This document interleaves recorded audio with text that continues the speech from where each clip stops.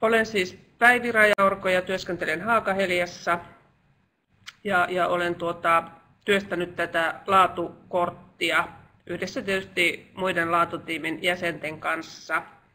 Ja tässä tuotantolaatukortissa määritellään tämän koko hankkeen tuotannon laatukriteerit. Ja tavoitteena on, että tämä tuotantoprosessi olisi hyvin suunniteltu ja se hoidettaisiin hallitusti, tehokkaasti ja ketterästi.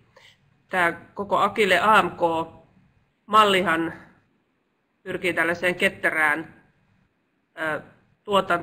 tuotantomalliin ja ketterälle tuotantomallille on olennaista muun muassa se, että tuotantoon osallistuvat viestivät mahdollisimman suoraan toistensa kanssa ja myös pystyvät nopeasti reagoimaan tuotannossa havaittuihin muutostarpeisiin.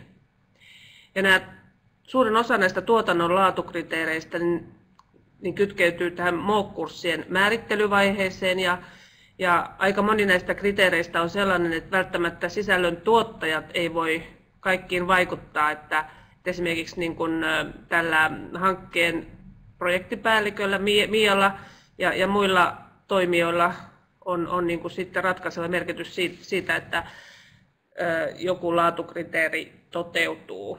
Ja tässä on myöskin käytetty sitten näiden tuotannon laatukriteerien pohjana niin on muutamia aiemmin julkaistuja laatukriteereitä, kuten virtuaalikorkeakoulujen portaalissa julkaistut aineistojen laatukriteerit. Sieltä löytyy kriteeristöjä tähän tuotannon vaiheeseen. Mutta jos ihan tässä käyn läpi nyt sitten näitä tuotannon laatukriteereitä, niin ensimmäinen laatukriteeri on se, että tämä opintokokonaisuus tuotetaan hallitusti. Ja siinä on tärkeää se, että se opintokokonaisuus, se tuotantoprosessi on suunniteltu ja dokumentoitu. Ja tässähän on nyt tarkoitus käyttää apuna tätä Trelloa, johon varmasti monet olettekin jo tutustuneet, että siellä sinne Trelloon kerätään niitä eri vaiheisiin liittyviä tehtäviä ja määritellään kuka niitä tekee ja siirretään sitten tehdyt tehtävät tehtyjen pinoon. Ja kaikki suunnitteludokumentit on tarkoitus tallentaa sitten OneDriveen. Ja tuotannossa, tässä puhutaan sitten vielä, tai tuotetaan niin kuin näitä kursseja, niin on tärkeää, tai me puhutaan niin kuin opintokokonaisuuksista kurssien sijaan, niin että nämä opintokokonaisuuksien tavoitteet on määritelty. Ja tässä, kun on hankkeessa tarkoitus tuottaa näitä opintokokonaisuuksia työelämän tarpeisiin, niin nämä opintokokonaisuuden tavoitteet olisi hyvä sitten määritellä myös työelämälähtöisesti.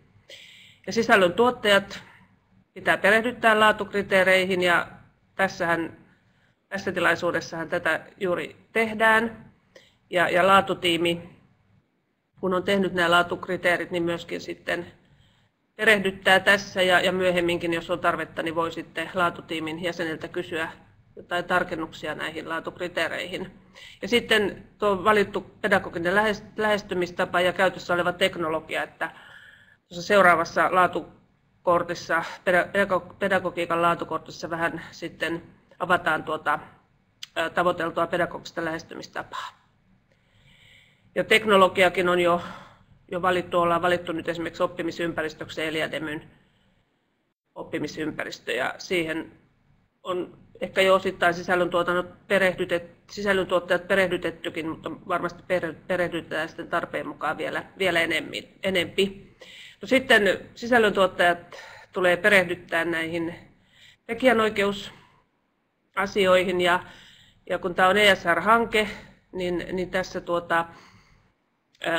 nämä materiaalit lisenssioidaan Creative Commons-lisenssillä ja siihen on valittu nyt tämmöinen kuin PYSA Ja PY tarkoittaa sitä, että näitä tuotettuja materiaaleja saa kopioida, levittää, näyttää ja esittää julkisesti ja saa luoda johdannaisia, mutta aina tekijän nimi, jos joku niitä käyttää, niin on mainittava. Ja sitten tämä saa tarkoittaa sitä, että jos joku näitä tekee näistä johdannaisia näistä materiaaleista, niin samalla lisenssillä pitää ne johdannaisetkin sitten lisenssioida. Ja sitten olisi hyvä, että nämä opintokokonaisuudet myös mitoitettaisiin, että niillä olisi tietty opintopistemäärä määriteltäisiin, ja sitten olisi hyvä, että myös annettaisiin jonkinlainen todistus tästä osallistumisesta, koska varmaan aika monet näistä osallistujista on työelämän edustajia, niin sitähän ei tunnisteta sitä osaamista, mutta että kun annetaan tämä todistus, niin sitten työnantajat voi harkintansa mukaan sitten tunnistaa sen osaamisen jollain tavalla. Toisena kriteerinä on nämä käyttäjäryhmät, käyttäjien tarpeet ja käyttötilanteet otetaan huomioon, eli kohderyhmät on hyvä määritellä ja myöskin kuinka paljon osallistujia otetaan koulutukseen. Ja myös osallistujien kohderyhmän tarpeet on hyvä kartoittaa. Ja ulkoiset sidosryhmät osallistaa näiden opintokokonaisuuksien suunnitteluun ja tuottamiseen. Että tässä on energia-alalle ja myös rakennusalan toimijoita, niin on hyvä miettiä sitten, että ketkä ne olisi ne avainryhmät, jotka olisi hyvä osallistaa tähän suunnitteluun, koska he toimii kuitenkin siellä työelämässä ja tuntee sen työelämän niin kuin ajankohtaiset asiat hyvin. Ja sitten näiden sidosryhmien kanssa on sitten hyvä myös keskustella siitä, että miten sisällöntuottajat on sitten näihin sidosryhmien yhteydessä, kuinka usein ja mitä välineitä siinä käytetään ja mistä asioista sitten viestitään. Ja sitten on hyvä myös sopia jo ihan tässä alkuvaiheessa tästä materiaalien sisältöjen päivityksestä ja ylläpidosta, että kuka niistä sitten vastaa ja kuinka usein niitä päivitetään.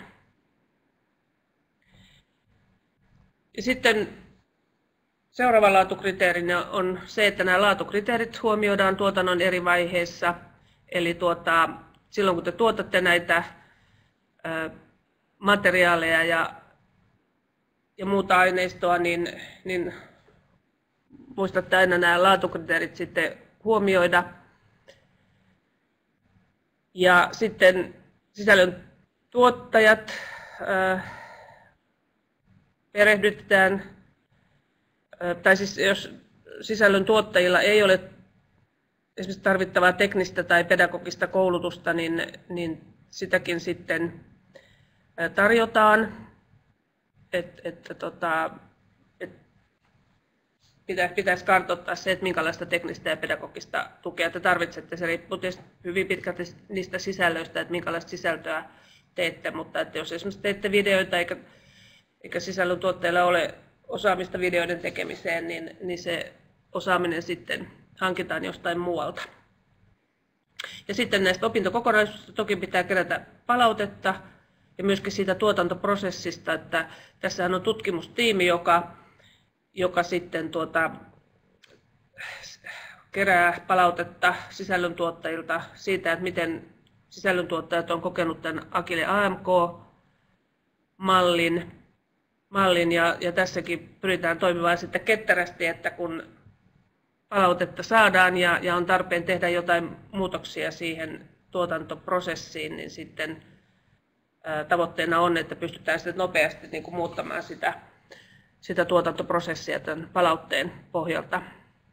Ja sitten niin käytetään sitä sitten tämän tuotantoprosessin edelleen kehittämiseen. Tässä näin lyhyesti nämä tuotannon laatukriteerit, mutta niin kuin totesin, niin näistä aika moni on sellaisia, joista on jo tehty päätös joihin ei välttämättä sisällöntuottajat niin pysty vaikuttamaan, mutta että ne kriteeristöt, mihin sisällöntuottajat voi vaikuttaa, niin on sitten hyvä huomioida. Kuten esimerkiksi just nämä laatukriteerit on sellaisia, mitkä on hyvä siinä matkan varrella aina muistaa.